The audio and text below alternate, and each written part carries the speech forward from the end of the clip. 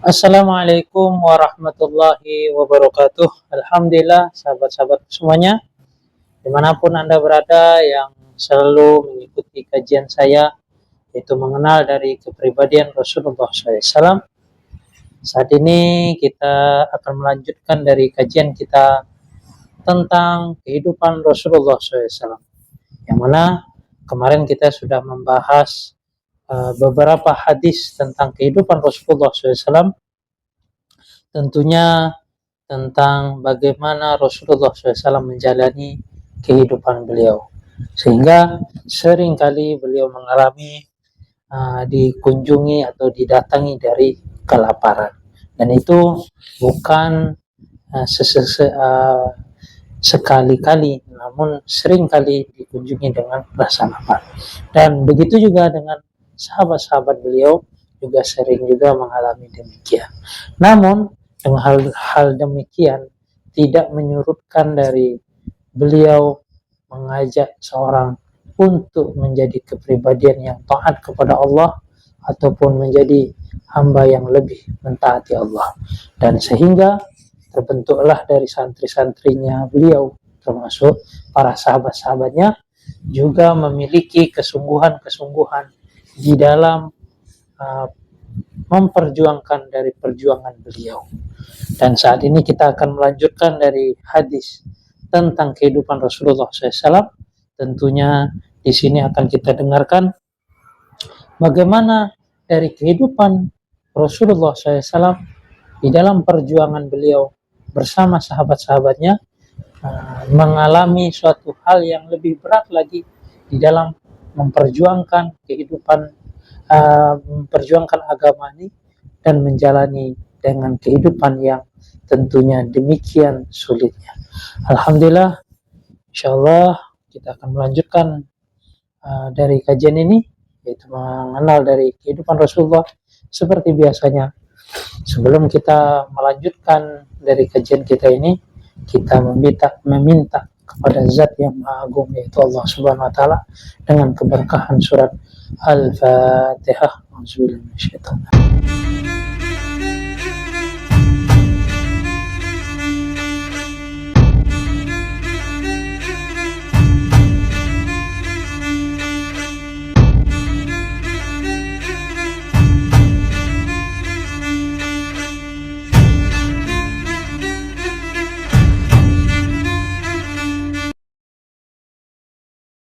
Ghairil maghdubi 'alaihim waladdallin. Alhamdulillah, kita akan melanjutkan dari hadis selanjutnya yang mana mengenal dari kehidupan Rasulullah SAW. Kemarin kita sudah mendengarkan yang mana Rasulullah SAW didatangi oleh Sayyidina Abu Bakar radhiyallahu anhu dan Sayyidina Umar bin Khattab radhiyallahu anhu, yang mana beliau juga telah dilanda dengan rasa kelaparan. Begitu juga ternyata Rasulullah SAW juga mengalami demikian. Dan Rasulullah SAW berkunjung kepada sahabat beliau, yaitu Abu Haisam, kurang lebih namanya Abu Haisam, yang tentunya Abu Haisam tahu dengan apa yang telah dialami oleh Rasulullah SAW, sehingga ia telah melayani Rasulullah SAW sedemikian rupa ataupun mengeluarkan seluruh kemampuannya untuk berkhidmat kepada Rasulullah SAW dengan sahabat-sahabatnya. Dan Rasulullah SAW pun telah menjanjikan untuk menghadiahkan suatu budak ataupun hamba sahaya jika beliau akan mendapatkan bagian dari hamba sahaya budak yang dapat dari suatu tawanan perang. Namun pada saat itu Abu Haisam dipanggil oleh Rasulullah. Di saat itu Rasulullah mendapatkan 2 budak. Tentunya Abu Haisam diminta oleh Rasulullah untuk memilih siapa yang ia pilih dari budak tersebut. Namun ia meminta dari Rasulullah SAW untuk memilih dari salah satu orang tersebut. Dan Rasulullah mengatakan bahwasanya pilihlah yang ini karena baik dari perangainya, orangnya bisa dipercaya dan bagus dari perangainya. Dengan hal demikian, maka Abu Haisam telah membawa budak tersebut dan menceritakan apa yang telah disabdakan ataupun ya disampaikan oleh Rasulullah SAW. Maka istrinya mengatakan, jika engkau mendengar dari Rasulullah SAW demikian, tentunya engkau telah memerdekakan dia, karena dia adalah orang yang baik. Sehingga apa yang terjadi? Maka Abu Haisam seketika itu telah memerdekakan orang tersebut. Karena apa? Karena Abu Haisam mengetahui dari fadilah-fadilah keutamaan yang memerdekakan orang yang di bawah pengaruh ataupun kekuatan ia, yaitu seorang budak tersebut. Dan dia telah memerdekakan orang tersebut. Dan Rasulullah SAW juga telah bersabda hal yang dilakukan oleh Abu Haisam dengan suatu perkataan sabda yang baik, bahwasanya seseorang itu akan diberikan suatu teman ketika satu temannya yaitu mengajak dia dalam suatu kebaikan-kebaikan, dan yang satu lagi tentunya mengajak di dalam suatu keburukan-keburukan. Dan sungguh orang yang beruntung itu adalah orang yang dijaga dari orang yang mengajak keburukan-keburukan. Wallahu a'lam. Ini mengisahkan begitu indahnya keimanan Abu Haisam yang dimiliki, sehingga ia dalam keadaan tentunya membutuhkan seorang pembantu ataupun budak, namun ketika dia mendengar seorang budak tersebut adalah orang budak yang baik dari Rasulullah, maka dia telah memerdekakan karena ia mendengar orang ini baik dari lisannya Rasulullah SAW tanpa ada keraguan sedikit pun. Itulah yang dilakukan oleh para sahabat radhiyallahu anhum. Wallahu a'lam. Tentunya dengan akhlak yang indah demikian menunjukkan tentunya para sahabat memiliki keimanan yang luar biasa karena binaan atau didikan dari Rasulullah SAW. Wallahu a'lam. Kita lanjutkan dari hadis selanjutnya. Qais bin Abu Hazim radhiyallahu anhu bercerita, sami'tu Sa'd bin Abi Waqqas yaqul, inni la'awwalu rajulin ahraqa daman fi sabilillah azza wa jalla, fi sabilillahi azza wa jalla, wa inni la'awwalu rajulin rama bisahmin fi sabilillah, laqad ra'aitani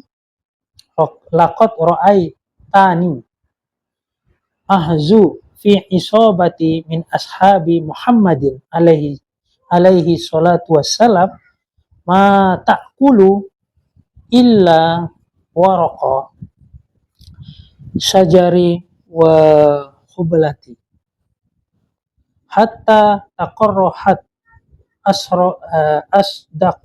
asdaquna wa inna ahadana ayad'u kama tad'u sabtun wal ba'irun wa asbahat banu asadin yu'azzirunani fi dini laqad ji'tu wa khasitu ila wadala amali. Aku telah mendengar dari Sa'id bin Abi Waqqas radhiyallahu an, ia berkata, sungguh aku adalah orang yang pertama kali di dalam menumpahkan darah ataupun melukai dari orang-orang yang musyrik ataupun orang yang tidak beriman kepada Allah dengan berjuang jihad fi sabilillah. Fi sabilillah Allah azza wa jalla. Dan sungguh aku adalah orang yang pertama di dalam memanahkan anak panah kepada jihad fi sabilillah. Jadi dia menceritakan karena suatu kenikmatan, yaitu tahadus bin ni'mah. Dia menunjukkan kenikmatan yang Allah telah berikan, bahwasanya saya ini adalah orang yang pertama kali telah melakukan berjuang untuk fisabilillah agama Allah, yang menumpahkan darah orang-orang yang tidak mentaati dari suatu hal yang diperintahkan oleh Allah. Itu orang musyrik. Lalu ia juga mengatakan bahwasanya anak panah yang dia lesetkan juga dia adalah orang yang pertama kali melesetkan anak panah dengan di dalam fisabilillah. Kalau tidak salah, Sa'ad bin Abi Waqqas ini adalah sahabat yang mana dia memang memiliki keahlian yang lebih di dalam memanah dan berpedang. Dan orang-orang Quraisy pun mengakui dari kehebatan Sa'id bin Abi Waqqas ini. Sehingga ia di dalam suatu kisah dia telah menyerang dengan seluruh anak panahnya hingga habis, dan saat itu tidak ada yang berani untuk melawan dia karena dia ahli di dalam memanah maupun berpedang. Wallahu a'lam. Sungguh engkau bisa dapat membayangkan, aku adalah orang yang berjihad ataupun yang berjuang di jalan Allah pada para pasukannya, para sahabatnya Rasulullah SAW, yaitu pasukannya Nabi Muhammad Sallallahu Alaihi Wasallam. Dan engkau perlu ketahui, tidak ada kami makan kecuali, Masya Allah, daun dan kayu dan daun tumbuh-tumbuhan yang mana tumbuh-tumbuhan tersebut berduri. Masya Allah. Jadi mereka, Sa'ad bin Abi Waqqas ini menceritakan bagaimana perjuangan beliau di dalam menegakkan lillahi kalimatillah. Beliau telah melalui di dalam perjuangan ini tentunya dengan sangat berat. Yang mana beliau menceritakan tidaklah ia makan kecuali makanan tersebut yaitu dari daun kayu, bahkan daun tersebut juga dari daun-daun yang berduri. Hingga akhir dari hal tersebut, yang mana tentunya tepi mulut kami telah luka karena makanan-makanan demikian. Sungguh ada salah seorang di antara kami, yaitu di kalangan para sahabat, yang jatuh sebagaimana selayaknya kambing maupun unta yang lumpuh karena kelaparan. Namun demikian, Bani Asad mencela dari agamaku ataupun dari kepribadian agamaku dikarenakan sholatku yang masih kurang baik. Sungguh aku merasa menyesal sebab dari amalanku yang tersia-siakan. Ini dia menceritakan bahwasanya saat itu dia tentunya dengan perjuangan ini dia lakukan dalam hal tersebut menyebabkan dia kurang di dalam memperhatikan untuk memperbaiki dari hal tersebut. Wallahu a'lam. Dan itu banyak di dalam kisah-kisah sahabat pun menceritakan bahwasanya Khalid bin Walid pun beliau karena sibuk di dalam perjuangan tidak banyak ia dalam menghafal Al-Quran, sehingga sedikit di dalam dia menghafal Al-Quran karena dia selalu di medan pertempuran. Sehingga dari Khalid bin Walid ini kurang di dalam juga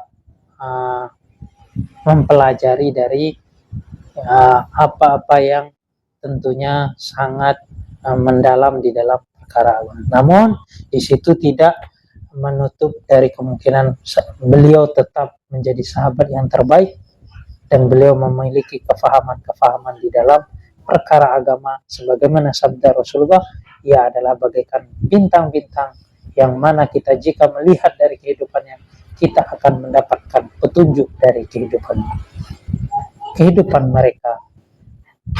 Alhamdulillah sahabat-sahabat semuanya, dari kisah ini bisa kita lihat bahwasanya para sahabat dahulu di dalam memperjuangkan keimanan ataupun menegakkan dari suatu hal yang indah untuk kehidupan manusia telah melalui suatu kehidupan yang sangat berat, sehingga dia menceritakan bahwasanya dalam perjuangan tersebut Sa'ad bin Abi Waqqas pun mengalami, yang mana bersama sahabat-sahabat lainnya memakan daun-daunan yang mana dari perpohonan yang berduri, sehingga mulut mereka berdarah karena itu mereka tidak memiliki suatu makanan. Dan bahkan di dalam suatu perang Ambar, kenapa disebut perang Ambar? Karena di akhir kisahnya Allah telah memberikan suatu hadiah, yaitu berupa ikan yang besar, ikan ambar di pinggir lautan, yang tentunya dengan ikan tersebut banyak sekali mereka mengambil manfaat dari ikan tersebut sehingga masih berlebih dan dibawa kepada Rasulullah SAW dari ikan ambar tersebut, yang mana pada saat itu mereka sudah mengalami sangat-sangat minim di dalam kebutuhan pangan di dalam mereka berjuang, termasuk kurma yang mereka simpan, sehingga menyebabkan kurma satu itu mereka untuk menjaga dari stamina mereka menjadikan kurma itu hanya diemut, dijadikan kayak permen, dibagi-bagikan untuk kurang lebihnya 5 orang dalam satu kurma itu untuk menghemat dari si kurma tersebut. Dan itu dilalui oleh para sahabat, sehingga Allah Subhanahu wa taala melihat dari perjuangan mereka, mereka sampai habis kurma, makan daun-daunan, dan Allah telah datangkan suatu ikan ambar, yang mana ikan tersebutlah memberikan kekuatan kepada diri para sahabat, dan bahkan dagingnya pun masih sisa dibawa ke Madinah. Wallahu a'lam. Dan itu tidak jarang ataupun sangat sering dialami oleh para sahabat.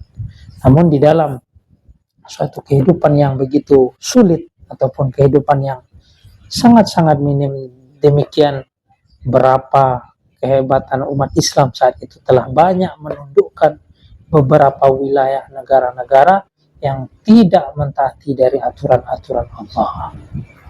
Masya Allah. Dengan kehidupan yang sederhana ataupun kehidupan yang begitu minim, mereka telah banyak sekali menundukkan ataupun menaklukkan wilayah-wilayah kafir, yang tentunya pada saat itu orang-orang banyak takut di dalam wilayah tersebut, termasuk Romawi, Persia, dan wilayah-wilayah lainnya. Sehingga di situ juga diceritakan di masa kekhalifahan Sayyidina Umar bin Khattab radhiyallahu anhu, banyak sekali tempat wilayah-wilayah yang telah ditundukkan, dan orang-orang merasakan dari keindahan akhlak umat Islam yang mana dipimpin oleh Sayyidina Umar bin Khattab radhiyallahu anhu di bawah kekhalifahan beliau. Semoga hal tersebut bisa memberikan suatu hal gambaran di dalam kalbu kita ataupun hati kita, bahwasanya umat Islam tidaklah mengalami suatu keindahan perubahan, melainkan ia betul-betul memperbaiki dari iman dan takwanya dan memiliki akhlak sebenar-benarnya akhlak, sebagaimana Sayyidina Umar bin Khattab radhiyallahu anhu, yang mana beliau memiliki akhlak tersebut yang dididik dari Rasulullah sallallahu alaihi wasallam.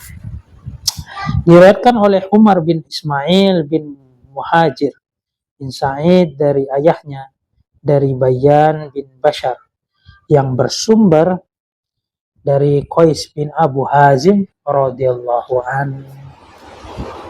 Muhammad bin Amr bin Isa Abu Nu'amah al-Adawi bercerita, sami'tu Khalid bin Umair wa Suwaisan Aba Ruqadin qala ba'asa Umar bin Khattab Utbah bin Azwan wa qalan talik anta wa man ma'aka hatta iza kuntum fi aqsa biladil Arabi wa adna biladil Ajami wa aqbalu hatta iza kanu bil marbadi wajaddu hadha kazana faqalu ma hadhihi, qalu hadhihi basratu fasaru hatta balagu jibala jisri saghirin faqalu hahuna umirtu fanazalu fazakarul hadis bituwilihi, itu dengan panjang. Faqala Utbah ibnu Azwan laqad ra'aitani wa inni laqad ra'aitani wa inni lasabi'u sab'atin ma'a Rasulillahi sallallahu alaihi wasallam ma lana ta'am illa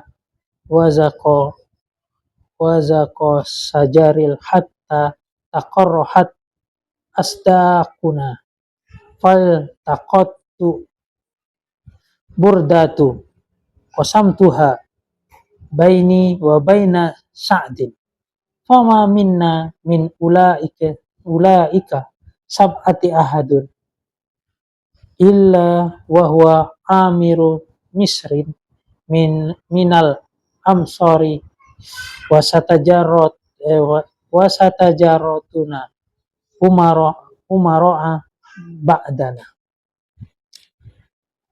Ini menceritakan tentang yang mana kehidupan para sahabat. Beliau mengalami perjalanan yang panjang diutusnya dari sahabat tersebut oleh Umar bin Khattab. Aku telah mendengar dari Khalid bin Umair dan Suwais Abu Ruqat berkata, Umar bin Khattab radhiyallahu anhu telah mengutus dari Utbah bin Ghazwan, yang mana ia berkata, berangkatlah engkau dan orang-orang yang dekat kepadamu hingga kalian sampai ke perbatasan negara Arab yang terjauh dan sungguh mendekati dari negeri Ajam ataupun negara orang asing, bukan negara Arab lagi. Maka mereka pun telah berangkat hingga sampai di Marbak. Mereka menemukan dari batu cadas ataupun batu yang berlobang-lobang. Sebagian mereka bertanya-tanya, negara apa ini? Sebagian mereka menjelaskan, inilah Basrah. Mereka terus berjalan hingga mencapai dari pergunungan Al-Jisr ataupun As-Saghir. Dan mereka pun berkata, disinilah kita diperintahkan untuk berhenti. Kemudian mereka berhenti dan mengambil tempat. Dan seterusnya mereka menceritakan kisah ini dengan panjang lebar. Dalam kisah selanjutnya, Khalid bin Umar berkata, Utbah bin Ghazwan selanjutnya berkata, sungguh dapat kau bayangkan, aku adalah orang yang ketujuh yang bersama dari Rasulullah Sallallahu Alaihi Wasallam ketika itu. Tiada makanan yang kami miliki kecuali daun dari sebuah kayu. Hingga dari tepi mulut kami telah banyak berdarah. Maksudnya karena sebagaimana mereka memakan daun-daun yang dari kayu yang tentunya ada duri-durinya yang bisa menyebabkan mulutnya ini menjadi terluka. Yang mana mereka ini memakan dari daun-daunan yang dari pohon, tentunya pohonnya ini ada duri-duri tentunya yang menyebabkan mereka ini mulutnya berdarah hingga terluka karena saking seringnya makan daun tersebut.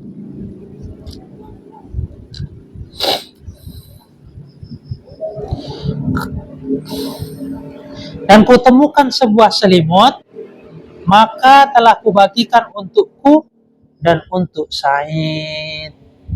Jadi ketika dia mendapatkan sebuah selimut, maka kubagikan pula selimut tersebut untuk berbagi kepada Sa'ad di sini. Berbagi kepada Sa'ad. Tiada seorang pun dari kami yang bertujuh itu, maksudnya dari 7 orang terus, melainkan semuanya telah menjadi amir dari kota-kota besar. Dan kalian akan dapatkan dari mereka, yaitu dari 7 orang tadi, bisa kalian bandingkan para amir dari mereka setelah kami nanti. Jadi di sini yang menceritakan tentunya mereka menjadi amir-amir kota besar, bahkan di dalam kehidupan mereka sangat-sangat sederhana. Tentunya ketika mereka menjabat menjadi amir-amir suatu kota, yang mana hal tersebut karena kewaraan mereka ataupun kehati-hatian mereka di dalam perkara dunia. Dan bisa kita lihat bagaimana di dalam berbagai kisah para sahabat, ada yang menjadi gubernur, dia sulit untuk ditemui oleh rakyatnya. Bahkan dia melapor kepada Amirul Mukminin saat itu.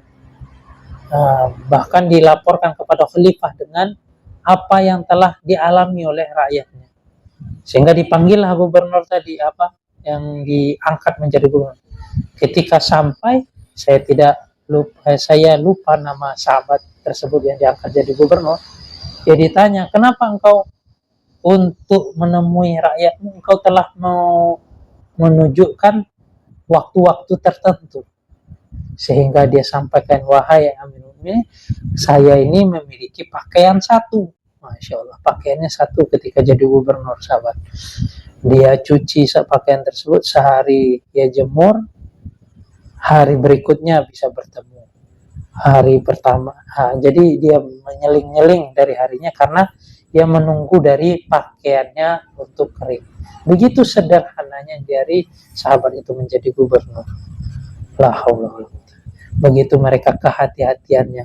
Dan banyak sekali kisah dari para sahabat-sahabat demikian yang begitu warok dan kehati-hatiannya dari perkara tersebut. Dan di sini sahabat ini telah bercerita, engkau akan bisa membandingkan bagaimana di masa keamiran ia yang begitu penuh akhlak yang mulia, mengedepankan keimanan dan ketakwaan mereka, dan tentunya jauh dari kata di zaman-zaman fitnah yang telah tidak bisa dihindari ataupun sudah menjadi suatu sunnatullah, ketentuan Allah yang jarang ataupun 1001 untuk memiliki dari bentuk kewarokan yang ditunjukkan di dalam sebagaimana para sahabat. Tentunya hal tersebut dengan kehati-hatian kita mengaji di dalam kitab tasawuf pun mengatakan, karena dari kita ini tidaklah bisa untuk menilai dari seseorang, tentunya Allah lah yang mengetahui seseorang tersebut. Ada seseorang yang banyak dengan gelimangan dunia, tentu bisa jadi hatinya warok terhadap tersebut. Bisa dia tunjukkan ketika dia mendengarkan suatu hal yang mana mendukung dari suatu perkara-perkara yang dibutuhkan di dalam agama. Begitulah para sahabat-sahabat radhiyallahu anhu di dalam menyikapi dari kehidupan dunia ini. Mereka mendahulukan dari kepentingan tentang Rasulullah SAW dan kepentingan agama. Sehingga walaupun kehidupan mereka sudah saat itu banyak yang takluk di bawah kaki mereka, namun sedikit pun mereka tidak memiliki dari kesenangan di dalam kehidupan tersebut.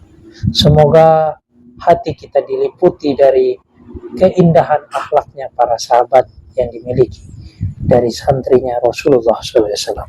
Begitulah dari kehidupan para sahabat, tentunya itu dari melihat kehidupan Rasulullah SAW yang mana beliau juga di dalam minimnya kehidupan di dalam kehidupannya menyimpan makanan dan lain sebagainya, dikarenakan ketakwaan dan keimanan beliau yang begitu sempurna, dan Allah Subhanahu wa Ta'ala telah memberikan suatu kehidupan yang sempurna juga sebelum beliau mendatangi kehidupan yang abadi, yaitu akhirat. Semoga dari kisah dari Rasulullah SAW ini bisa menghibur dari hati-hati para sahabat-sahabatku semuanya, bahwasanya keteladan Rasulullah SAW begitu indah di dalam menjalani kehidupan dunia ini. Alhamdulillah, jika kalian merasa video ini baik ataupun positif, silahkan kalian share sebanyak-banyaknya, dan jangan lupa kalian subscribe karena berhubung subscribe itu gratis. Wabillahi taufiq wal hidayah. Assalamualaikum warahmatullahi wabarakatuh.